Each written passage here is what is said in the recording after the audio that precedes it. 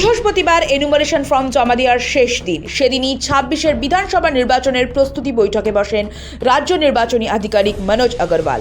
বৈঠকে থাকার কথা ছিল রাজ্য পুলিশের ডিজি রাজীব কুমার এবং কলকাতা পুলিশ কমিশনার মনোজ ভার্মার, কিন্তু বৈঠকে দেখা যায়নি তাদের। তবে রাজ্য পুলিশের নোডাল অফিসার আনন্দ কুমার বৈঠকে উপস্থিত ছিলেন। কমিশনের পরিসংখ্যান বলছে, পশ্চিমবঙ্গে ইতিমধ্যে ফর্ম বিলি করার প্রাথমিক পর্যায়ে ৯৯% হয়ে গিয়েছে। যদিও এখনও অনেক জায়গার ফর্ম জমা পড়লেও ডিজিটাইজের কাজ হয়নি। এমন অবস্থায় 25টি এজেন্সির সঙ্গে ভোট প্রস্তুতির বৈঠকে বসে কমিশন। বৈঠকে উপস্থিত হন সিআইএসএফ এর এয়ারপোর্ট ডিআইজি অজয় কুমার, অতিরিক্ত মুখ্য নির্বাচনী আধিকারিক অরিন্দম নিয়োগী, পূর্ব রেলের আরপিএফ এর chief security commissioner DIG Rafiq Ahmed Ansari, BSF South Bengal ফ্রন্টিয়ারের আইজি ভূপেন্দ্র যাদব এবং রাজ্য পরিবহন দপ্তরের সচিব আইএএস সৌমিত্র মোহন। বৈঠকে যোগ দিয়েছেন পূর্ব রেলের প্রিন্সিপাল চিফ সিকিউরিটি কমিশনার তথা আইজি আরপিএফ অমিয়নন্দন সিনহা। 16 ডিসেম্বর খসড়া ভোটার তালিকা প্রকাশ করতে চলেছে কমিশন। তার আগে পশ্চিমবঙ্গের এসআইআর চলাকালীন নতুন ভোট কেন্দ্র চিহ্নিতকরণে জেলা নির্বাচন আধিকারিকদের গড়িমসিতে চরম অসন্তুষ্ট নির্বাচন কমিশন।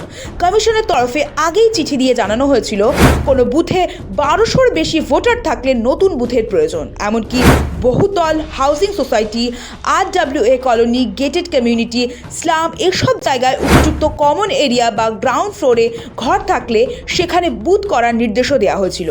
কিন্তু রাজ্যের জেলায় কমিশনের ওই নির্দেশকে গুরুত্ব দেওয়া হয়নি বলে অভিযোগ। এ ব্যাপারে পশ্চিমবঙ্গের মুখ্য নির্বাচন আধিকারিককে উদ্দেশ্য করে কমিশন একটি কড়া চিঠি পাঠিয়েছে। সেখানে স্পষ্ট বলা হয়েছে, কোনো জেলার তরফে নতুন ভোট কেন্দ্রের প্রস্তাব এখনও কমিশনে আসেনি। কেন গুরুত্বপূর্ণ এই কাজে গড়িমসি? আগামী 31শে ডিসেম্বরের মধ্যে তার কৈফিয়ত চাওয়া হয়েছে কমিশনের তরফে।